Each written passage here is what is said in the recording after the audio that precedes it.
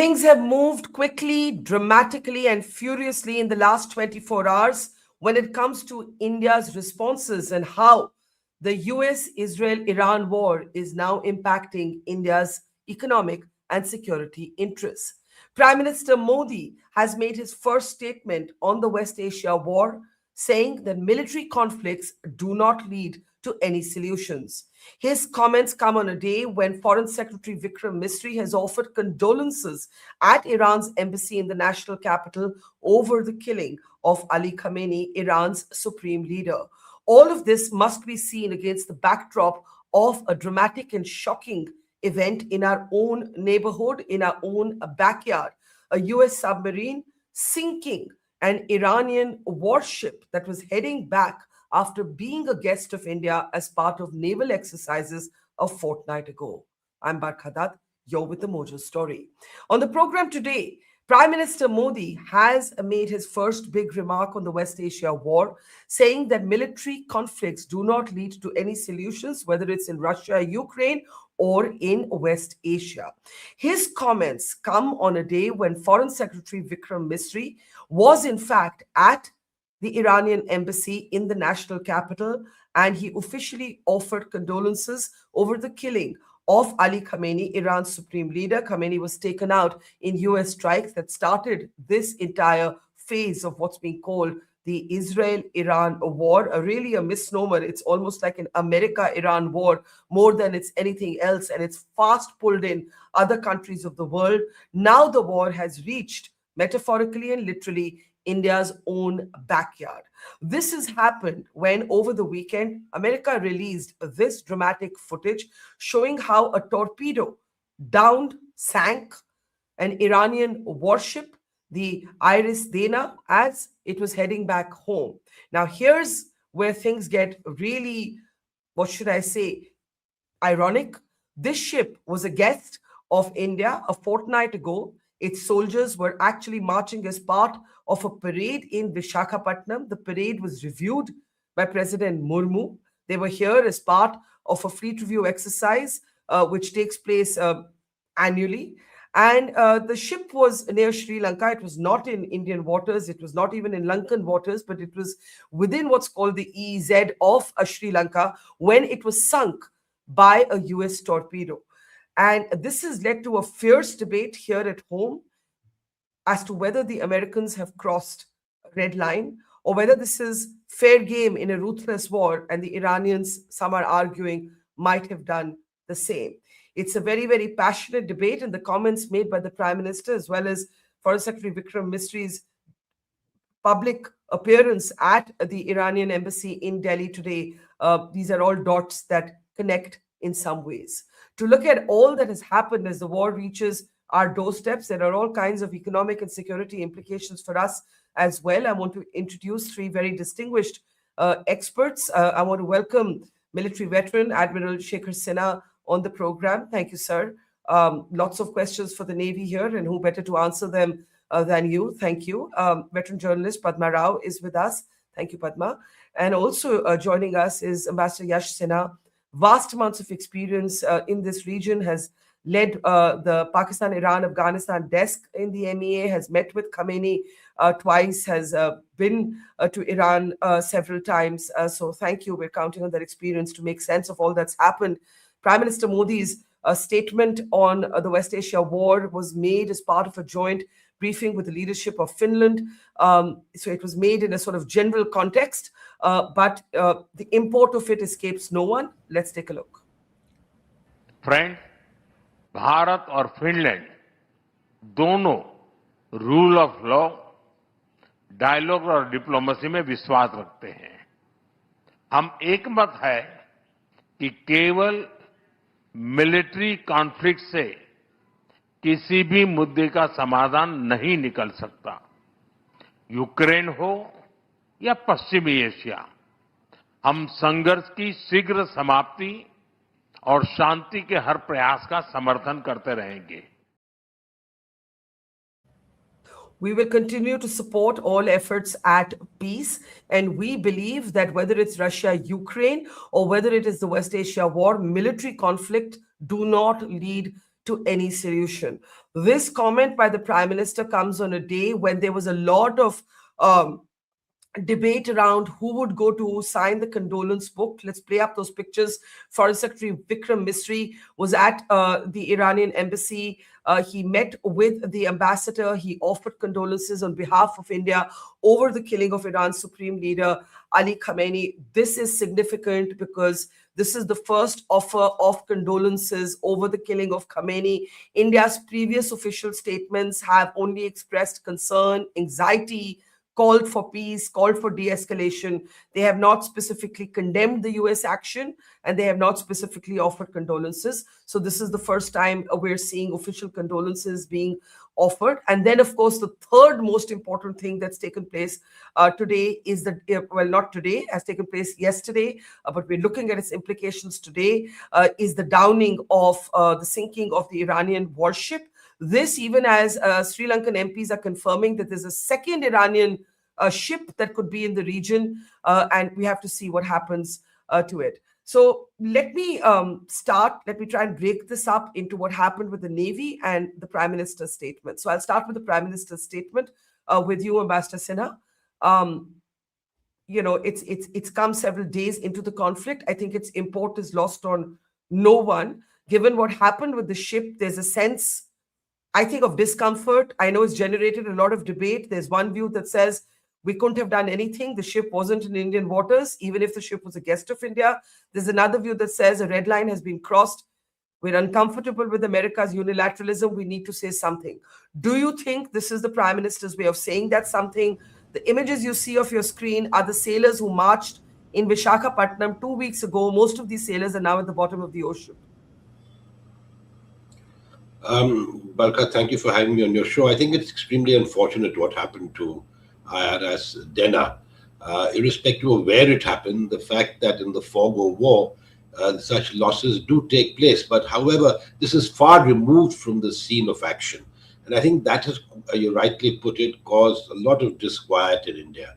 Not that India could have prevented it from happening, because as you correctly said, it was outside Indian waters, both territorial waters and the exclusive economic zone.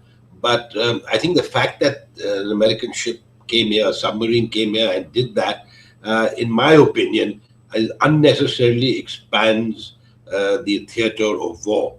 And I think the discomfort also comes from the fact that this is a very crucial sort of pipeline to our energy security. We have almost 10 million Indians living there.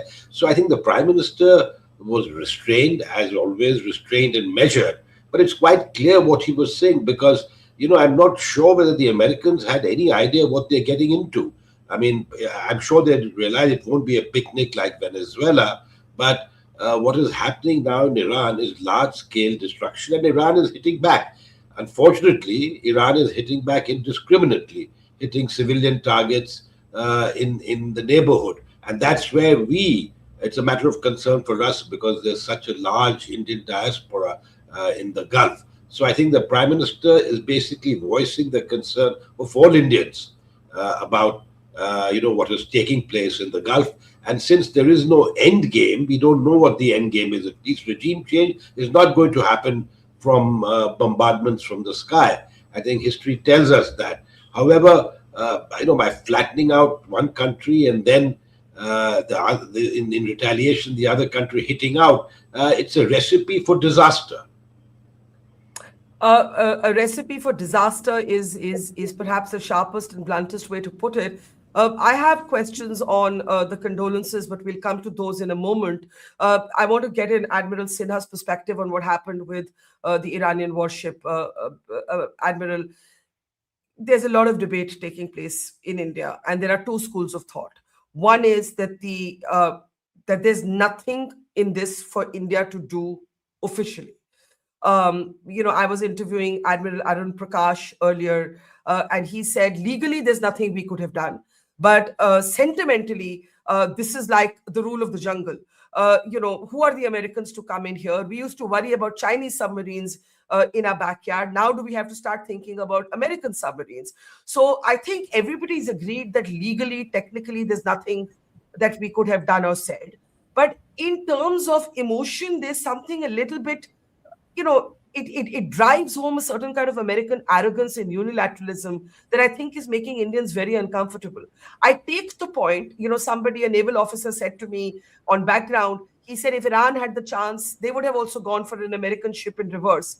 I take the point that war is ruthless. But from an Indian perspective, to think of an American submarine in the Indian Ocean region acting unilaterally in this way, expanding the theater of war, should it make us uncomfortable? Should it raise our hackles? Yes, Barkha, thank you very much for getting me on your show. First of all, the expansion of the theater of war, getting it right in our backyard, is of course very much concerning. And that too, when America is a strategic partner militarily. We have Malabar, we have Quad, we have 2+2 agreement.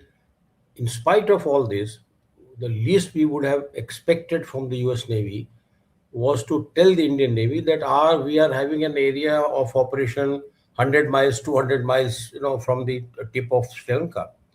Yeah. Not because we don't want to know what they're doing, and certainly even if they told us, we wouldn't have divulged this, because this is the secrecy that we maintain in 2+2. But we would have prevented or told our ships and submarines not to operate in that area, just remain 200 miles away.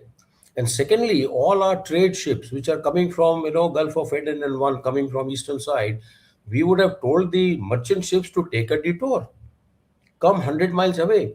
Imagine if we were operating, the chances of missing a target and some other ship getting a casualty, a torpedo hit, it would have been a big disaster. Then Indian Navy was forced to respond. So this is a very, very it is hurting. You're right that we as strategic partners, you haven't told us. I know in Parakram I was very much on the scene of action. They were also doing the global war on terror. They were operating at a particular place. We had to operate from those places as well. We had a timing fixed. We used to talk to each other, and they would vacate at a particular time, and we would enter in that area. So this is what is called coordination and the military sort of ethos. Would it be fair to say that the Americans have not treated the Indians in this case as an equal strategic partner, which is what they want us to be at other times? No. You see, Barkha, what happens, no? Like Yash said, fog of war. When you are in a moment of sort of accelerating something, you know that there is an Iranian ship, there are three of them coming south, and you want to target one. You forget all the niceties.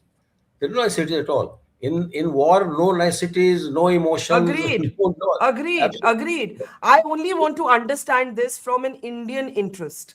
I Yeah. agree that this is not our war directly. It is now has consequences for us, but it is not our war. But from an Indian interest, as you said, what disturbs you? Just speaking from an Indian interest. It disturbs as a naval officer who's been at sea for 30 40 years. The point is that we have such close friendship, such close equation by regulations, by agreements, and even otherwise, that we expected that they should have told us that we are operating up to 100 miles south of Dondra Head or whatever. That is the normal geographical reference point. But if you don't tell me, my own ships and submarines operate in that area, left, right, and center. You ask Ambassador Yash Sinawad, our High Commissioner in Sri Lanka, is fully aware of this. So we don't want to have a situation where our ships are getting, even merchant ships, we are again duty bound to assist, come to their help. So that is one. What we have done is what Navy has done. A P8I was in that area flying around. He spotted all this.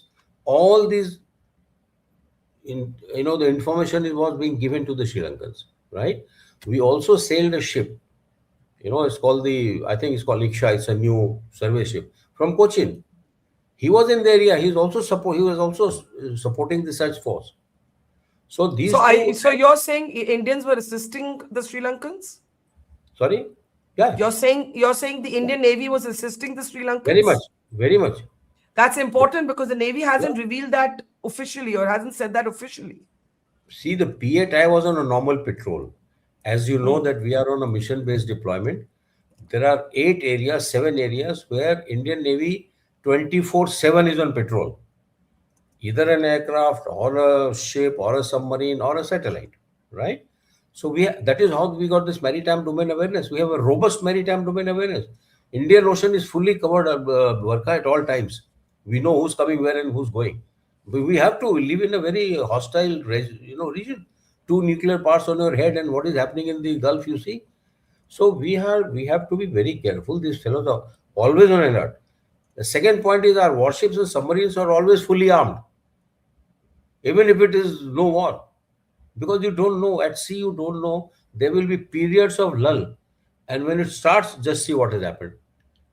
This is how a naval war, maritime war actually starts. So I would say that yes, I would have expected, if I was there, I would have expected that US Navy should have told us, avoid this area, we are doing some exercise. That's all. And not so much Yeah. for Iranian, but for our own safety of our own trade and all. Absolutely. There have been questions raised about, whether it was our responsibility. I'll just ask one more question, Padma, to Admiral on this. That Yeah. because the ship was here as our guest, the Iran official statement actually underscores that point, that the ship was in international waters, but it was in that area because it was there as a guest of India. I know technically our responsibility ends once the ship leaves our waters. There are some people who are asking, why did the ship sail in this time of war? Others are saying that it couldn't have docked in India indefinitely. How do you see this question? They had an exercise off Vizag, the Milan exercise. And I think Yeah. it was 24th, 25th, and then they left. When they left, they knew that the war has been declared between US and Iran. And yet he decided to go.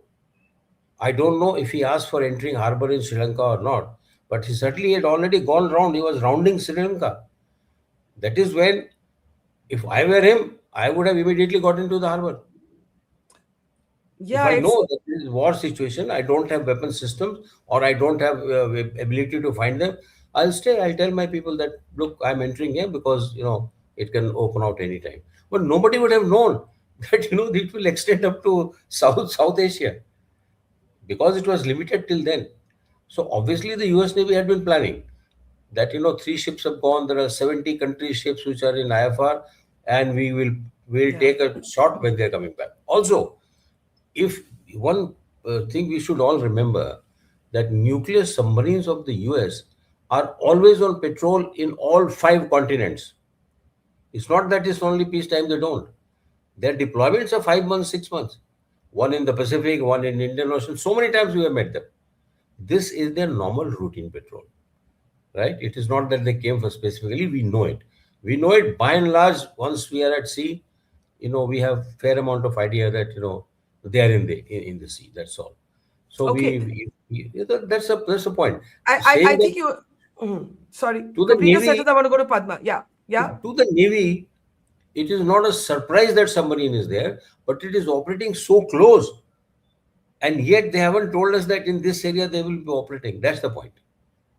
Right. I want to just get in, Padma, now. I think Admiral Sin has explained from a naval perspective very lucidly, very plainly, that the least that was expected from the Americans was a certain amount of information sharing, not operational details, but a certain amount of broad information sharing. It also helps India protect your own ships and subs, right? You don't want to be pulled into some sort of inadvertent conflagration. Look what happened with Kuwait and the jets they shot down. I mean, these are the things that happen if you don't share information in a lucid way.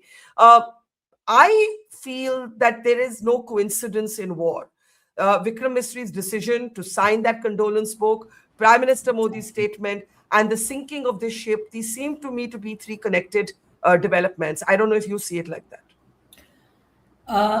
Good evening, Barkha. Thank you for having me on your show. Absolutely, I agree with you. I can neither speak from the strategic perspective nor from the diplomatic perspective, as the two gentlemen have, Yash and Admiral Sinha. But like you, I can only speak from the point of view of an analyst, a journalist who's been in war situations and reported out of war zones for 30 years plus. Now, I think one thing I'd like to start with, Barkha, please bear with me. The ability to take unilateral action by the United States across the Indian Ocean is precisely the reason why. You remember President Trump and UK Prime Minister Keir Starmer fell out over Diego Garcia, the United States' most important military base in the middle of the Indian Ocean, which is just 1,700 kilometers south of India's southern tip. So from there, the US has watched, acted against the Soviet Union, Afghanistan, and the Taliban, Iraq, Al Qaeda, ISIS, and now Iran. So now, of course, in the interim, under pressure, they've been allowed to operate out of Diego Garcia again, and the larger discussion has been put off. But the point is, the US has already been operating in and across the Indian Ocean specifically since 1966, that is for 60 years. So the torpedoing of the Iranian ship some days ago does not come to me as a surprise. As you said, your remark on war just now, I don't think there's a lot of coincidence there. And okay, yes, the attack came barely 2 weeks after the commander of the US Pacific Fleet, which is the world's largest naval fleet, visited Sri Lanka and spoke of deepened military cooperation and marine security, etc. And yes, the US was also invited to the Vizag exercises, but it didn't attend, right? So now I don't mean to take away from the gravity of this attack, but as Admiral Sinha spoke, I was wondering, surely there must have been some thinking on the calculated risk involved, etc., even on Iran's part, before sending the ship to the exercise. Because after all, US threats to attack Iran didn't come overnight. We've been hearing of them since months, dare I say years. So also, and the other thing is, how else would a ship returning from Vizag to Iran sail? It would have to sail through the southern or past the southern coast of Sri Lanka. Now, while one can discuss the morality, the ethics, the seeming indifference of India's reaction to Sri Lanka's reaction, etc., I don't think there can be any charges of violation of sovereignty, more so because this took place, as we've all said, in international waters. I think that is not the charge. And more than 50, Sorry, go ahead. And more than 50 nautical miles away from India, which is, as you were pointing out, not strictly India's area of jurisdiction. But of course, an expression of regret from the Indian Navy or Indian authorities would have been welcome a little earlier, more so because, after all, India has not stopped calling Iran a friendly nation just because our Prime Minister visited Israel ahead of the attacks. And I think that has just come now with the Prime Minister's remarks on avoiding conflict, and also with the Foreign Secretary's, visit to the embassy to write in the condolence book.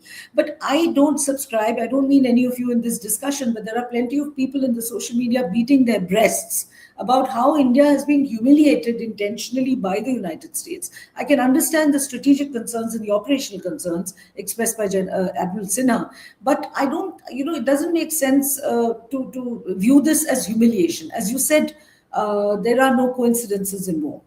Barkha? Let me take that to Ambassador Sinha. Ambassador Sinha, I don't think there's any point getting agitated and looking at things through the prism of domestic politics. That's why I try to have these conversations without any politicians on them, so that we can actually look at the issues without the rhetoric. Obviously, the opposition is gunning for the government right now. They are talking in terms of this humiliation.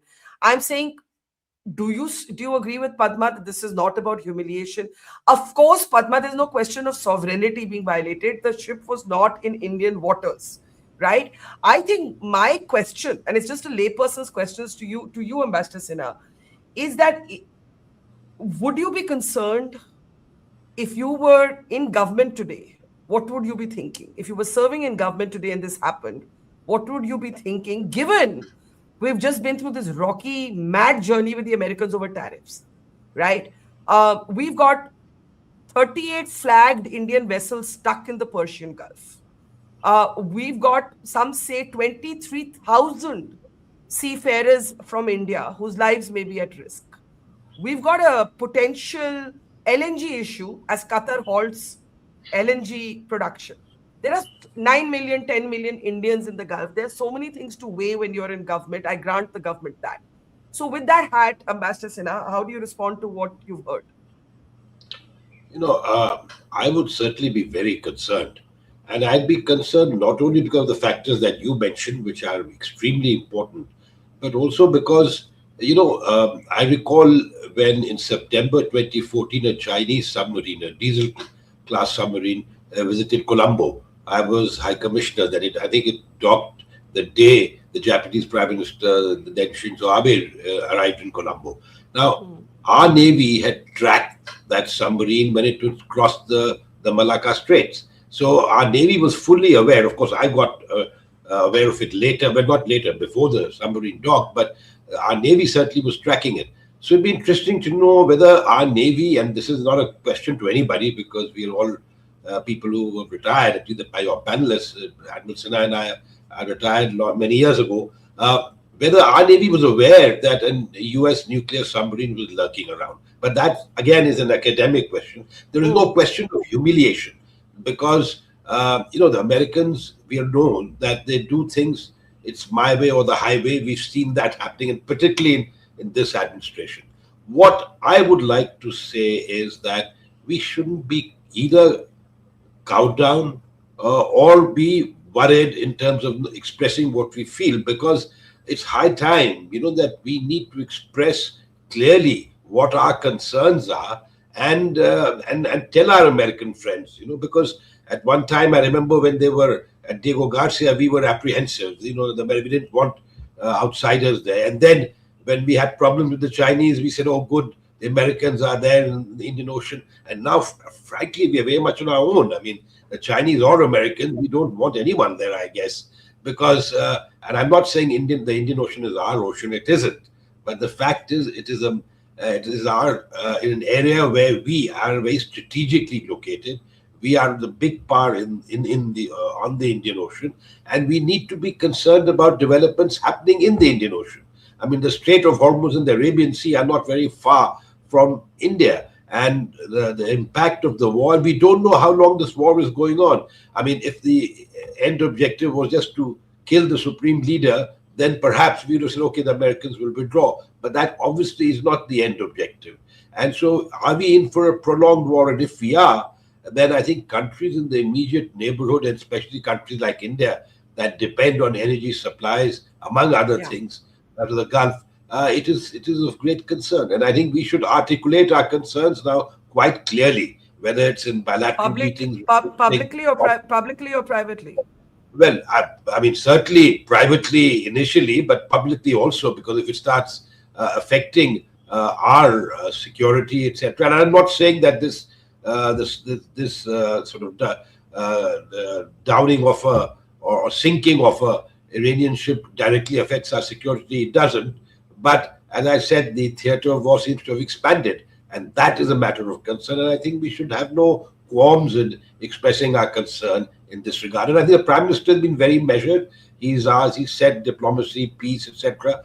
But at some point, we may have to look at going even further, depending on how this war develops and how it affects our people and our security concerns. Absolutely. A couple more questions later in the program on that. But Admiral Sinha, to Ambassador Sinha's point, were we aware that there's a nuclear sub lurking around? You said, look, the Navy would be aware of presence, not necessarily of area of operation or plans to operate so close. How do you see it? You've said you find it disturbing. Not humiliating, but disturbing. And Padma, I think none of us are saying it's humiliating. So we're on the same page on that. But disturbing is different from humiliating. And I think there's this sense of living in this age of Trump, where Trump just thinks, America can do what it wants to, and we all, as countries, have to toe the line. And I think that's what's creating a disquiet. Loss of life is obviously a given in a war, tragic as it is on any side. So your response to Ambassador Yash's question, were we aware that a nuclear sub was lurking around? Well, Barkha, we have always known that at least one US nuclear submarine will be in the Indian Ocean. Now, Indian Ocean is huge.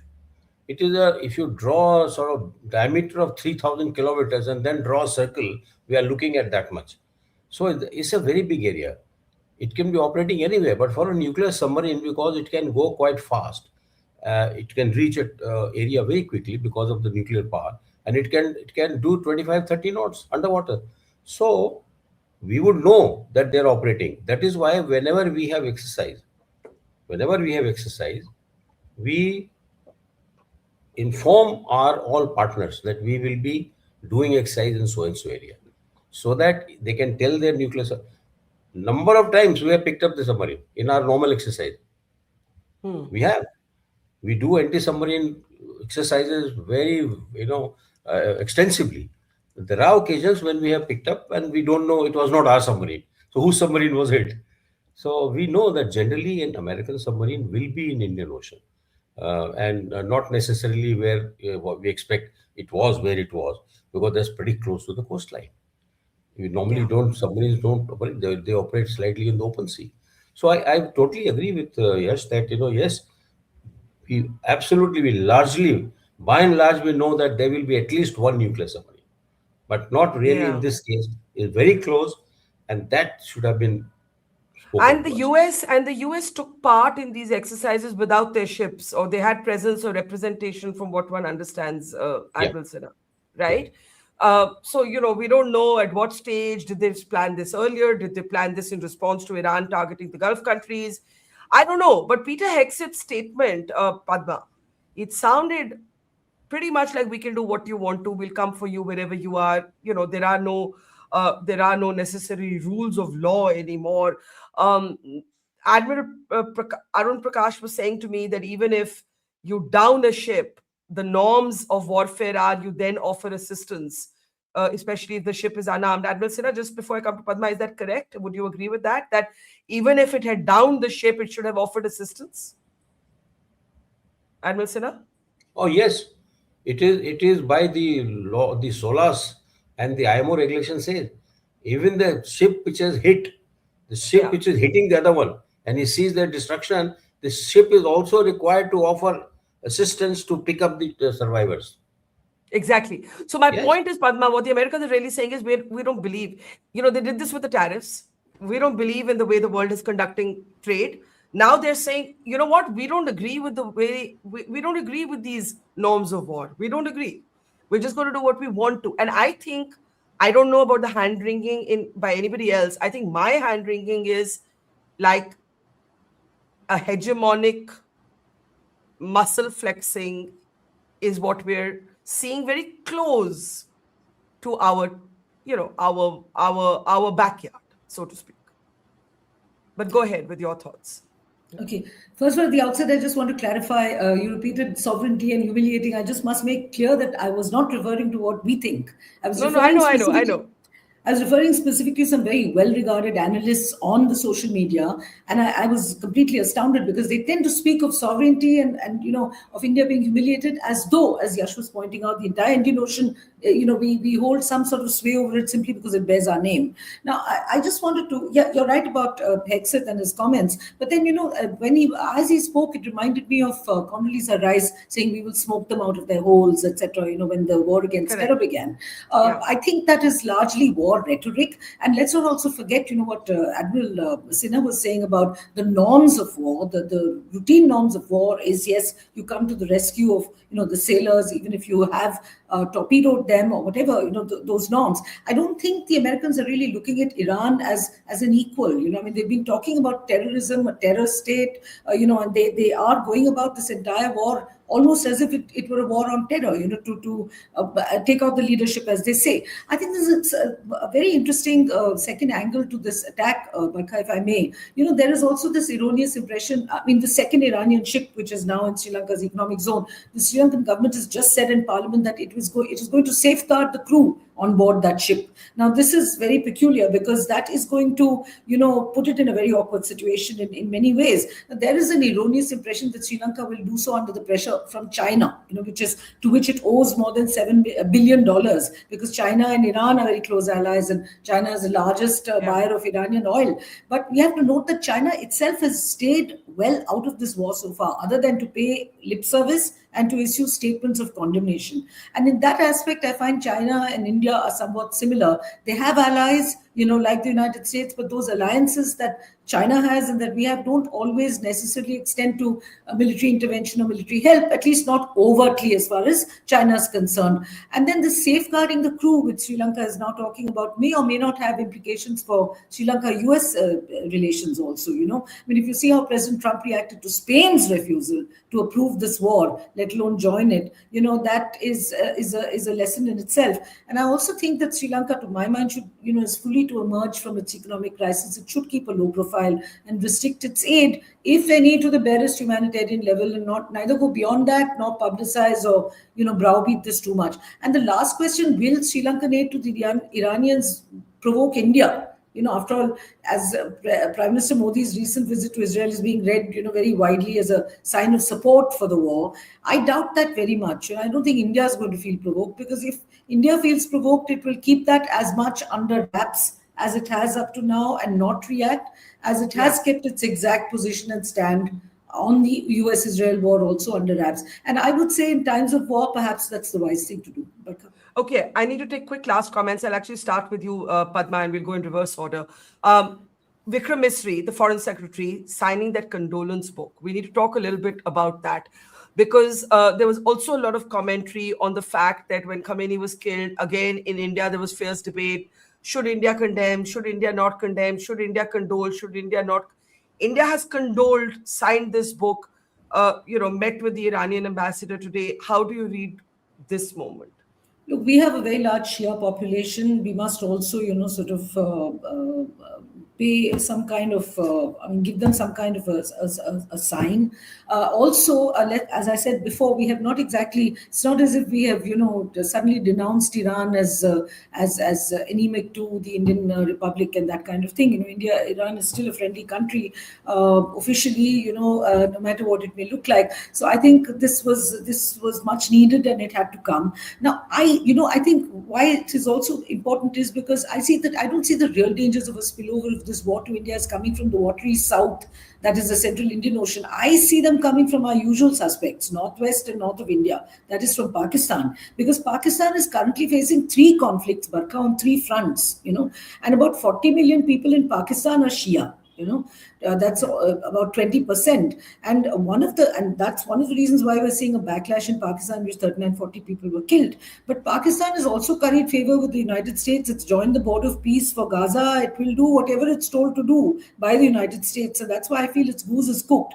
And the conflicts, there's the Afghan Taliban conflict. Even the Panshiris are now saying that they back the Taliban against Pakistan. Then you have the Pakistan-Baluchistan conflict, okay? And now we're hearing that the United States is likely to back the Kurds on Iran's western borders to Syria and Iraq, and also the Baluchis. And finally, the defense pact that Pakistan has with Saudi Arabia. Its foreign ministers just warned Iran not to target Saudi Arabia, and claimed that Pakistan has sought assurances from Saudi also that its soil won't be used for attacks against Iran. But this seems very unlikely, because Saudi Arabia is saying that it has its full right to respond to Iran. So if Pakistan starts deploying its air force against Iran under pressure from Saudi Arabia and under pressure from Trump, the goose is cooked. There have been a lot of violent demonstrations in Pakistan already. Might spill over. Yeah.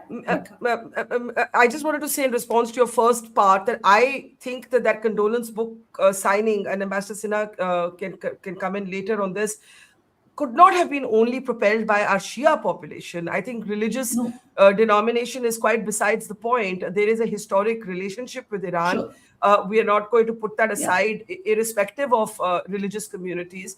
But before I give Yash the last word, Admiral Sinha, just if you were serving in the Navy today, what would be your biggest concern right now? Can we unmute Admiral Sinha? Yeah. Yeah, it's unmute. Yeah. Yeah.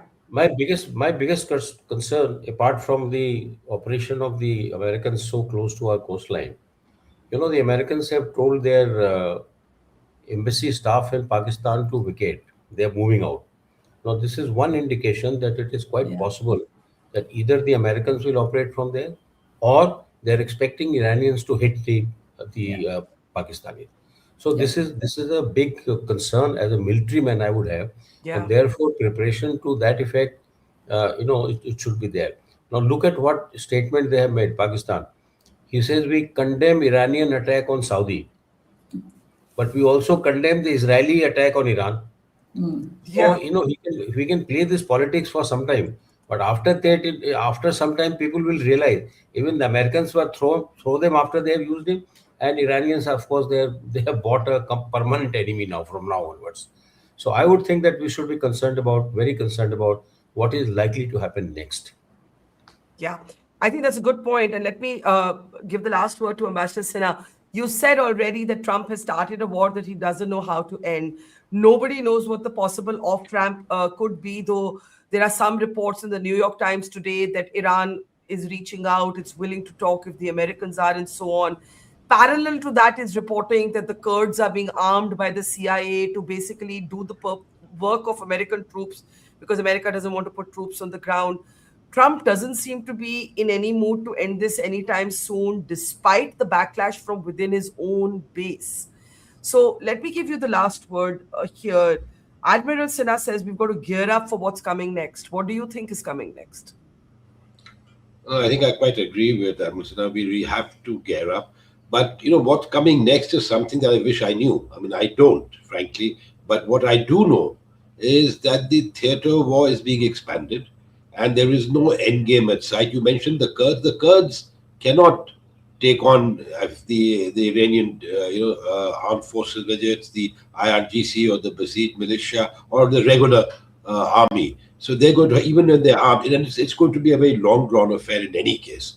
It's not just the Kurds, they will need help from special ops, etc. And that again is a quagmire which the US doesn't want to get into. They have enough experience in Iraq and Afghanistan and much before that in Vietnam. So I think for us, it is a matter of grave concern. What Pakistan does or does not do, frankly, Pakistan runs with their hare and hunts with the hound. It's done it all its existence. We all know that. But as far as India is concerned, we have to hedge our bets very carefully. And even the visit of PM to Israel, people are saying that we have taken sides in the conflict. I don't think so. For us, Israel is a very important partner, and the visit signaled the importance of Israel in terms of our partnership. As far as Iran goes, on the other hand, we have civilizational ties. And I mean, though you may or may not be a great fan of the late Supreme Leader, particularly since his statements on India sometimes were a bit jarring, not a bit jarring, quite a bit jarring. But be that as it may, we have very old relations with Iran. So obviously that is why the Prime Minister is talking about peace, dialogue, diplomacy, etc. What did you make of Vikram Misri being at the condolence signing? I think it's a very good gesture. I wouldn't call it an extraordinary gesture, certainly a good gesture, particularly since the government is being criticized for not issuing a statement. Your highest ranking diplomat goes to the embassy in a very dignified manner, signs the condolence book, and a message goes across. Beyond that, perhaps we don't need to do more. But I think it's also to assuage some of the ruffled feathers here about statements not being issued, etc. But I think what was done was diplomatically correct, and that's how it should be, I think.